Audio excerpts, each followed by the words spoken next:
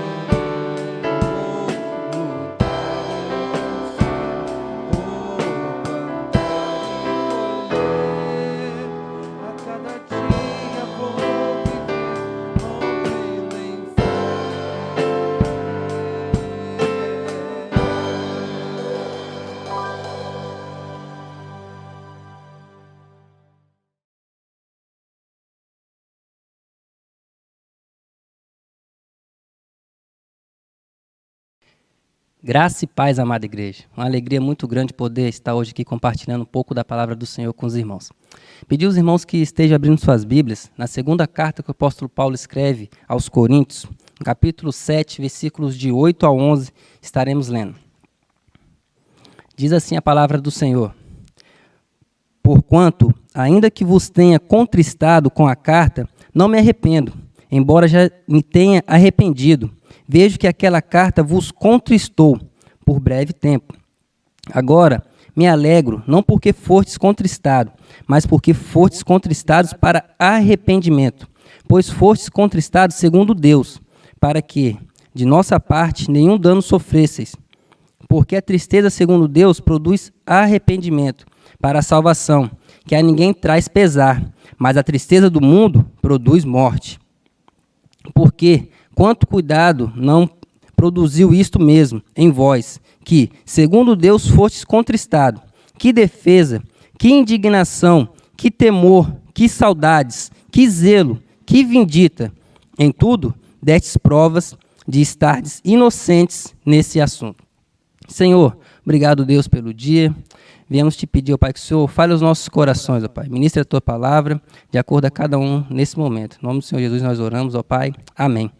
A tristeza que alegra a Deus. Meus irmãos, essa carta do apóstolo Paulo é a carta mais pessoal. Nela ele conta suas lutas, suas dificuldades, suas dores. Ele abre a sua alma e se expõe mesmo à igreja, suas dores mais profundas, as suas intimidades e suas experiências mais arrebatadoras. O apóstolo Paulo traz nesse texto uma advertência, à igreja. Por quê? Antes dele escrever essa carta, a segunda carta aos Coríntios, ele escreveu outra, na qual se perdeu. E hoje nós não temos contato com essa carta. Mas há indícios que essa carta continha uma exortação muito forte à igreja de Coríntios. A igreja de Coríntios não era uma igreja fácil. Talvez por isso que tenha sido a igreja que mais recebeu cartas do apóstolo Paulo. E eles estavam precisando entender uma coisa acerca do arrependimento, sabe? E nessa carta, ele não traz uma coisa para puni-los, mas a gente aprende um ensinamento muito grande a respeito justamente do arrependimento dos nossos pecados. E ele queria mostrar para a igreja que eles precisavam entender o real motivo daquela escritura. E Paulo vê a igreja de Coríntios passando por essa situação e ele fica feliz porque os irmãos estão tristes. Mas essa felicidade é porque eles entenderam o real motivo daqueles escritos. Sabe? Esse arrependimento que produz vida, que é o que o apóstolo Paulo está trazendo aqui. E hoje nós vamos aprender um pouco mais com alguns homens da Bíblia a respeito dessa situação. A tristeza que produz vida e a tristeza que produz morte.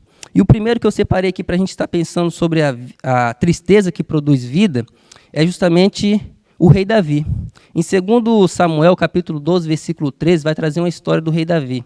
A gente bem sabe que o rei Davi foi aquele homem honrado por Deus mesmo, um cara à frente do seu tempo, um padrão de rei em Israel. Desde a sua juventude, ele sempre foi temente ao Senhor. A gente vê que o Senhor chamou ele de um homem segundo o seu coração. Davi era um cara exemplar, mas também um cara com defeitos, com falhas, comum, assim como nós.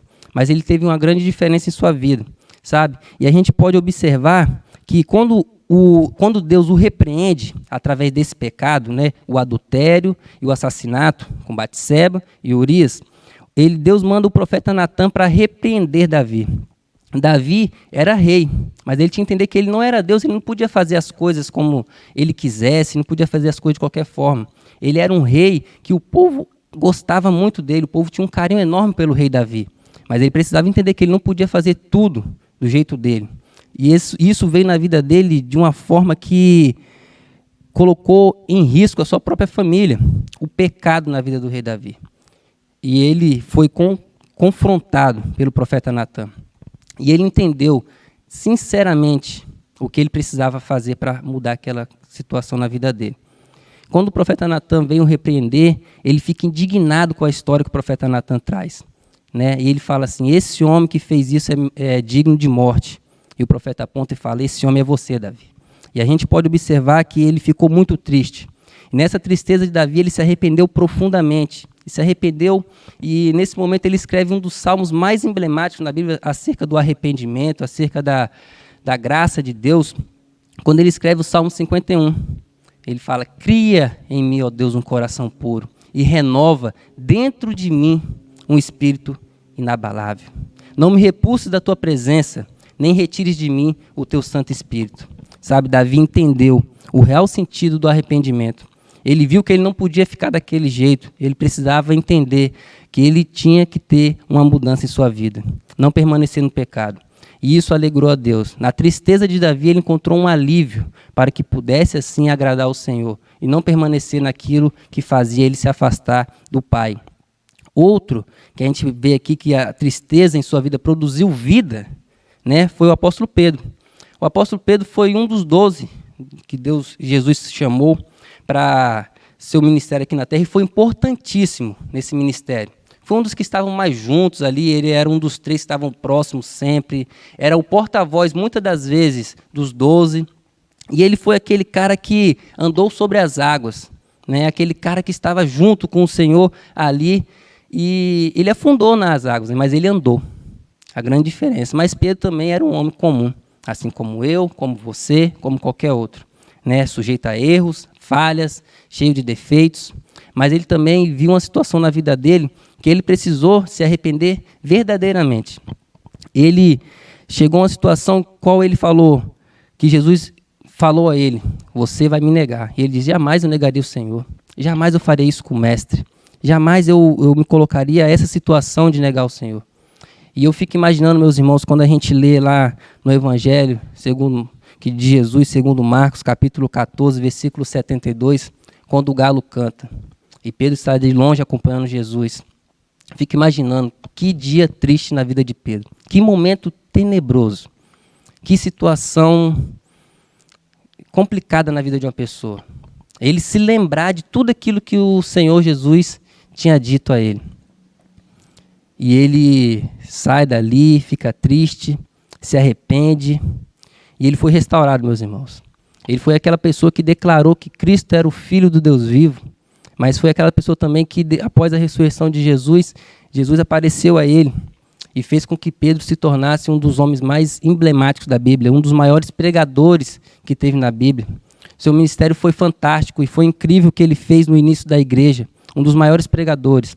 Mas ele precisou passar por aquilo para entender que ele dependia totalmente e exclusivamente de Deus. Mas ele conseguiu se reabilitar e conseguiu gerar vidas através da vida dele. Foi importantíssimo o papel de Pedro no início da igreja e até hoje a gente se lembra dele. Meus irmãos, pode até ser que você sinta uma tristeza profunda em seu coração por fazer alguma coisa que desagradou a Deus. Você entristecer aquele que jamais você deveria ter feito. Aquela situação qual você sabe que Jesus está triste com aquilo que eu fiz. Não agradou o Pai, essa minha atitude. Pode até ser, meus irmãos, mas uma boa notícia é que essa tristeza é maravilhosa quando você reconhece que essa tristeza é a tristeza que vai provocar a mudança necessária para você seguir adiante. Meus irmãos, é essa tristeza que Cristo espera da gente, para que a gente não continue no pecado, mas permaneça ali debaixo da graça dele e sempre procurar não cometer mais tais erros. Mas infelizmente, meus irmãos, tem o outro lado, né? A tristeza que produz morte. E a gente pode observar também, eu separei aqui 2 homens da Bíblia para a gente aprender também como não fazer sobre essa situação, sobre Esaú.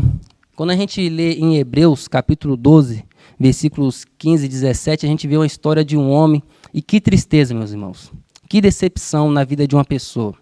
Trocar a bênção, a primogenitura, por um prato de lentilhas. Muito mais do que isso, prato de lentilhas, a primogenitura. Ele trocou a bênção por uma coisa momentânea. Pode até ser que ele estava cansado, chegou ali com pressa, com fome do trabalho, do dia a dia, como muitas das vezes a gente chega em casa cansado e querendo fazer logo as coisas, mas a principal decisão foi dele. Ele também tinha um irmão muito esperto que estava esperando uma oportunidade para poder fazer isso. Mas a gente vê, meus irmãos, que ele trocou algo prazeroso por algo que ele poderia substituir com qualquer outra coisa. Meus irmãos, a primogenitura naquele tempo era muito importante. O filho primogênito levava muito mais do que a maior parte dos bens. Ele tinha um legado a levar, o nome do pai. É como um rei que prepara todo um reinado, tem um legado incrível, deixa para o seu filho vai ali e segue com aquilo. Meus irmãos, ele perdeu essa bênção. Ele perdeu justamente por dar importância a uma coisa momentânea. E quantas das vezes nós não temos perdido a bênção do Pai por dar lugar a coisas momentâneas em nossas vidas? Ele até se arrependeu, mas esse arrependimento não foi sincero. E mesmo exposto às lágrimas, na tristeza, na dor, ele não encontrou o verdadeiro arrependimento, porque ele já tinha trocado uma coisa importantíssima por algo que era momentâneo, infelizmente. E talvez, meus irmãos, aquilo que a gente traz como tristeza que produz morte, a pessoa que mais a gente se lembre, talvez nesse sentido, é Judas. Meus irmãos, Judas era também um dos 12, assim como o Pedro. Ele estava ali vendo Jesus fazendo as coisas, as maravilhas, os feitos, tudo incrível, acontecendo um milagre daqui e dali, mas ele estava com o coração distante de tudo aquilo. Ele era um dos que eram mais instruídos, por isso foi colocado como o tesoureiro do grupo. E a gente observa que ele estava distante por conta de sua atitude.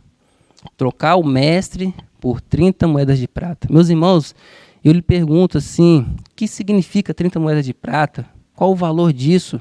Talvez naquele tempo até tivesse um valor considerável, mas nada, nem ninguém nunca poderá substituir o prazer e a satisfação de ter o mestre ao lado, de passar por tudo aquilo ali e ver que o Senhor está ao nosso lado, ser amigo dele.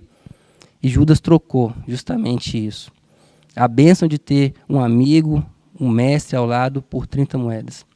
Meus irmãos, e a gente observa nesse texto, nas Escrituras, que Judas era alguém que estava próximo. Judas comeu, bebeu, e depois ele abraçou, beijou e traiu. Judas era alguém que estava próximo, infelizmente. Foi alguém que vai ser lembrado para sempre como a pessoa que traiu Jesus. E ele até chega um momento assim de cair em si, que vê tudo aquilo acontecendo, e a situação controversa, ele vendo que já não tinha mais jeito, ele chega para devolver aquelas moedas às pessoas na qual tinham pago ele para entregar ao mestre, só que aí já não tinha mais jeito. Ele chega para entregar aquelas moedas e aquelas pessoas já não aceitam mais aquelas moedas porque dizem que aquelas moedas tinham preço de sangue, preço de traição, já não valeu mais o mesmo valor. E a Bíblia vai dizer que ele saiu dali indignado, inconformado, triste. Que situação na vida de um homem, trocar o mestre. Essa é a tristeza que produz morte. E essa tristeza é terrível, porque não é isso que Deus espera de nós. É uma tristeza daquele que vê o erro, que vê que estão sofrendo, mas não por estar quebrantados. O real desejo do mestre é que ocorra em nossa vida um arrependimento sincero. Como a gente pôde observar, né, a diferença grande entre a situação de Davi e Pedro, entre Esaú e Judas. Né? O fato é que Deus ama o pecador, mas ele detesta o pecado. Deus quer que todos venhamos a se salvar. Deus quer que todos nós venhamos estar com ele na glória celestial. Mas para isso é necessário que nós venhamos a se arrepender dos nossos pecados, nossos erros e não mais cometê-los. E seguir uma vida de acordo com aquilo que ele tem para nós. E essa sim é a tristeza que vai agradar a Deus. Esse arrependimento que flui de dentro do coração para o coração de Deus. Porque é o desejo do Senhor que possamos estar junto com ele na glória celestial. Amém, meus irmãos? Peço você que feche seus olhos. Nós vamos estar orando nesse momento. Deus, nós te agradecemos por tudo que o Senhor tem nos permitido viver e te pedimos, ó Pai, que possamos estar sempre unidos contigo e mesmo em situações difíceis que viemos passar, o Senhor possa, ó Deus, nos fazer levantar, ó Pai, e que não venhamos mais cometer tais erros, ó Pai, e que possamos sempre buscar o Senhor de todo o coração, para que um dia possamos estar junto contigo na glória celestial, ó Deus. Louvado seja o teu santo nome, ó Pai. Nós agradecemos e oramos no nome do Senhor Jesus. Amém.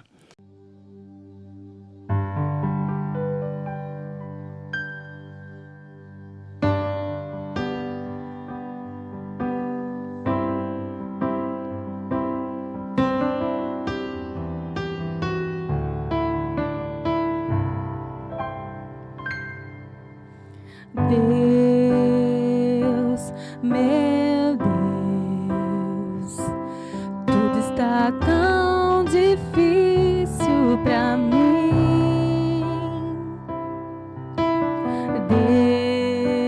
Deus, Deus meu, muitos me perguntam onde tu estás dentro de mim.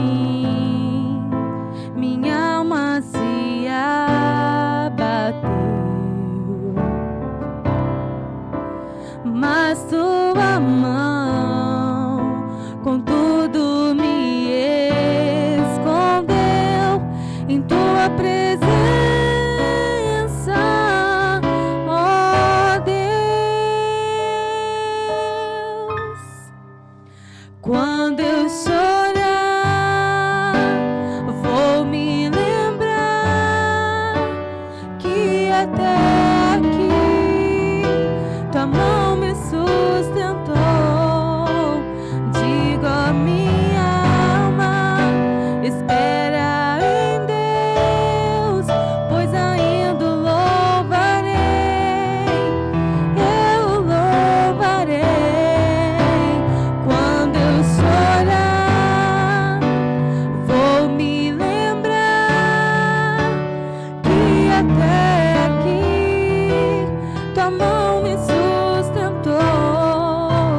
Digo a minha alma, espera em Deus, pois ainda o louvarei, eu louvarei, pois ainda o louvarei, eu louvarei, pois ainda o louvarei, eu louvarei.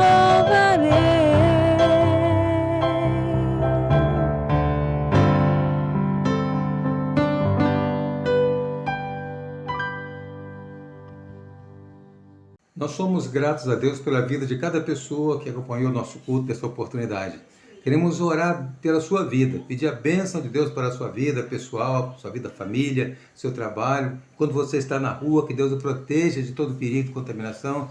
Deus faça prosperar a sua vida material. Queremos orar a Deus também por aquelas pessoas que estão doentes, gente que está sofrendo com dores, com sintomas de coronavírus, pessoas que estão abatidas e até temerosas pela doença. Nós queremos orar agora, encerrando nosso culto, pedindo a bênção de Deus para cada lar, para cada família.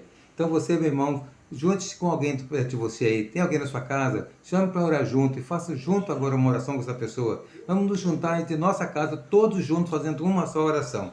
Vamos pôr nossas cabeças diante de Deus agora. Nosso Deus, nosso Pai amado, muito obrigado pela oportunidade de prestar culto ao Senhor pela internet. Mesmo longe dos irmãos, nós nos juntamos a uma voz, a um coração em cultos. Ó Deus, agora abençoa cada lar, cada coração, cada pessoa que está contrito buscando a Tua bênção agora. Deus, pedimos conforto para quem está sofrendo, pedimos a Tua cura para quem está doente, ó Deus. A Tua graça alcance essa casa, alcance essa pessoa. Por aqueles que estão no hospital, nós pedimos a Tua intervenção. Ó Deus, por tantos que estão inseguros, ou temerosos pela doença, Deus, que o Senhor mesmo nos proteja a cada dia. Dá-nos a experiência de sentir o Senhor bem de perto, cuidando de nós. Em nome de Jesus. Amém. Deus abençoe a sua vida, meu irmão. Receba aí um abraço carinhoso da Igreja Batista em Jabaraí.